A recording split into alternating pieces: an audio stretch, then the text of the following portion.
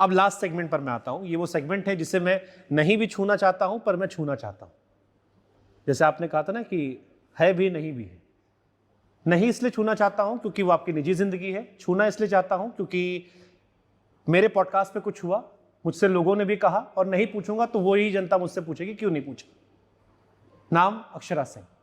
हमारे यहां पॉडकास्ट हुआ, उस पॉडकास्ट में वो रोई भी और हजारों बातें कही, जिसके बाद उस पॉडकास्ट पे हजारों कमेंट आज भी पड़े हैं जिस पे लोगों ने कहा पूछे, जिसमें कहा गया कि रहना है तो औकात में रहो, नहीं तो बाहर जाओ। वो वीडियो कॉल पे बात कर रहे हैं, कहा गया बाहर खड़ी रहो। कोलकाता में गए, हंगामा कर दिया, स्टेज पे जबरदस्ती पैर छुआया गया और अनलिमिटेड बातें आई। मतलब ऐसी 1000 बातें जो उस पॉडकास्ट में आई।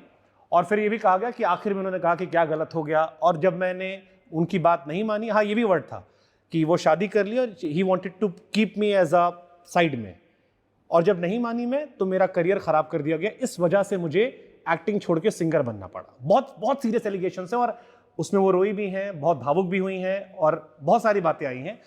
और तब से मुझसे आपके फैंस कह रहे थे कि आप जब भी मिलेगा लाइफ में तो ये जरूर जिक्र कीजिएगा क्योंकि ये बहुत सेंसिटिव टॉपिक है। भाई साहब, जो चीज सो गया है उसको हमसे बुलवा के फिर से क्यों जगाना चाहते हैं? एक बार कहकर खत्म कर सकते हैं आप, वंस फॉर ऑल जिसे कहते हैं ना कि सर यही है ना, ये अभी साल भर के अंदर ही घटना, ऐसी भी नहीं पुरानी बात है। यही है ना कि बोल देने से खत्म नहीं होगा, फिर से शुरू हो जाएगी। नहीं, उन्होंने मुझसे कहा था कि ये उनका आखिरी है, इसके बाद वो जीवन में कभी भी इस टॉपिक को नहीं कहेंगे, लेकिन इस बार वो कहना चाहती थी ताकि दुनिया जाने क्या हुआ था उनके साथ। 100 बात की एक बात, जब सब बना के ही बोलना है, सब जब दिमाग से ही बोलना है, तो उसका सर मैं बोला ना कि हर बात का सफाई नहीं देना चाहता। भगवान के देर में, भगवान के घर में देर है अंधेर नहीं। मैं क्या हूँ, आप क्या हैं, हमारे बाप दादा कह गए हैं कि बेटा दीवाल का भी कान होता है। मैं क्यों बोलूँ सर, मुझे नहीं बोलना। लेकिन आपको नहीं लगता, जैसे एक मुझे पर्टिकुलर घटना याद आई, कहा गया कि एक स्टैम्प पेपर मंगाया गया, उसमें कहा गया कि तुम साइन करो कि मेरी प्रॉपर्टी में भविष्य में किसी विवाद में तुम कुछ नहीं करोगी। मेरी आपकी माता जी का भी जिक्र किया गया कि आपने अपनी माता जी के हवाले से तो सर और ये सारी बातें सार्वजनिक तरह पे, ये कैमरे के सामने की बात है क्या? हाँ सारी बातें कि ऑन कैमरे पे है कि एक स्टैम्प पेपर मंगाया गया आपकी शादी से पहले, जिसमें कहा गया कि मेरी मम्मी ने कहा है मेरी माँ की खुशी के लिए तुम ये कर दो कि तुम मेरी प्रॉपर्टी में हिस्सा नहीं लोगी, भविष्य में कुछ ऐसा नहीं कहोगी, और मुझसे जबरदस्ती फिर साइन करवाया गया। हाँ सर, ये सत्य है। जो सत्य है मैं बोलूंगा, बोल ही दूंगा, ये फैक्ट है। पवन जी बहुत और ये बातें क्यों हुई, मेरी माँ ने ये बात क्यों बोला, काहे बोला, ये भी तो सोचना चाहिए ना।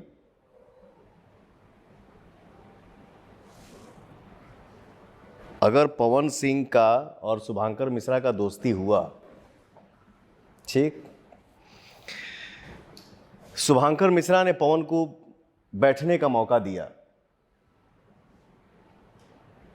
भोजपुरी इंडस्ट्री में मैं नहीं बोलता सर, लेकिन होता है, मजबूरी हो जाता है कभी कभी बोलना। आप अपने जो आप चैनल चला रहे हैं उस पर लिखिएगा कि भोजपुरी का सलमान खान कौन है, या ये गूगल पे ही सर्च कर लीजिए, वो दिख जाएगा आपको। मैं बोलता नहीं हूँ, मैं माफ़ी चाहता हूँ अपने दुनिया जहान से। इतना तो जरूर है सर, पवन को कोई पैसे से नहीं खरीद सकता है, बट आंसू पे जरूर बिक जाता हूं। पवन को आंसू ही खरीद सकता है। खैर, अगर शुभांकर मिश्रा ने पवन को बैठने का मौका दिया, भाई बैठो ना, और दोनों का जब क्लोजनेस बढ़ता जाएगा तो आपके परिवार में माता को, पिता को, बड़े भाई को जब पता चलेगा कि पवन का पीछे का हिस्सा क्या है, तो शुभांकर को एक बार जरूर बैठा के समझाएगी माँ, चाहे बड़ा भाई या पिता, कि जो कर रहे हो वो सही नहीं है। अगर तुमको यही करना है तो या तो तुम वही चुन लो, और नहीं तो इसको चुन लो। उस वक्त आप क्या करेंगे? अगर आपको अपनी माँ से प्यार है, जाहिर सी बात है माता जी की बात सुनेंगे। तो सर मैं इससे ज़्यादा क्या बोलूं? कोई बोलने को बोल दिया कि मेरे से ये करवाया गया, मेरे साथ ये हुआ, मैं ये नहीं बोलना चाहता हूँ, माफ़ी चाहता हूँ अपनी जनता से, बट भाई ने खुद दिया, भाई खुद नहीं दिया, सॉरी माफ़ी चाहता हूँ। नहीं नहीं ठीक है, वो भाई ने, हमारे यहाँ भाषण समझते हैं, खुद भाई ने छेड़ देना मतलब। भाई ने पूछा, बट उनसे आप ये नहीं पूछिएगा कि मैडम आप किस स्थिति में पवन सिंह के साथ बैठी और आपको बैठाया, उनका कहना था आप उस टाइम क्या थी? उनका कहना था कि मैं उनसे बहुत, ये भी उन्होंने जिक्र किया कि मैं उनसे बहुत प्यार करती थी, मुझे उनसे शादी करनी थी, मैं अपने घर से रोज सुबह उठती थी, उनके घर जाकर उनको उठाती थी, खाना खिलाती थी, उनकी पूरी दिनचर्या की जिम्मेदारी मेरी थी, ये उन्होंने जिक्र किया। मैं आपको एक सेकंड, अगर आपने, क्योंकि ये जिक्र है,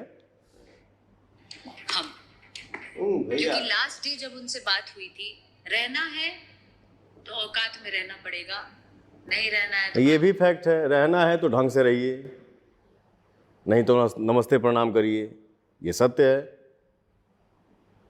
आपको जो लगेगा आप वो करिएगा। अब मैं उसको एक्सेप्ट करते जाऊं, नहीं कर सकता। अगर मैं गलत हूं तो गर्व के साथ जाइए, आप भी गलत करिए, बट मैं सही हूं तो आपको मेरे हिसाब से ही रहना होगा, नहीं तो प्रणाम। जो बातें आपने बताई, उन्होंने कहा, आपने सुना, दुनिया को भी बताया गया। तो फूट फूट कर रोई थी, बहुत तेज तेज रोई थी, और उस इंटरव्यू के कई हिस्सों में हमें ब्रेक लेना पड़ा, इतना ज़्यादा रोई वो। अब क्या है ना, एक लड़की एक औरत के बारे में एग्जाम्पल दूंगा तो सब कोई अपना अपना पे ले ली, ये भी नहीं बोल सकता। मैं सबका सम्मान करता हूं।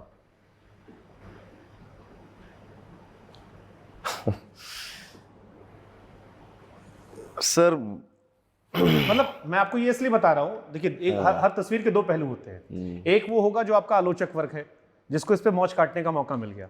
दूसरा वो है जो आपका अपना वर्ग है, जो आपको हर बात पे डिफेंड करता है। मैं आपको ऐसे 100 कमेंट दिखा सकता हूं जो आपको लेकर आए, जिसमें पूछा गया कि क्या पवन सिंह ने अक्षरा सिंह के साथ गलत किया था, भैया से पूछेगा। अब गलत सही की परिभाषा क्या है? वो तो उसके आत्मा को पता है कि उसने, पवन सिंह ने उसके साथ क्या किया। सर मैं अपना बड़ाई अपने मुंह से करूं, कैसे अच्छा लगेगा? मैं कैसे बोलूं कि मैं अच्छा हूं?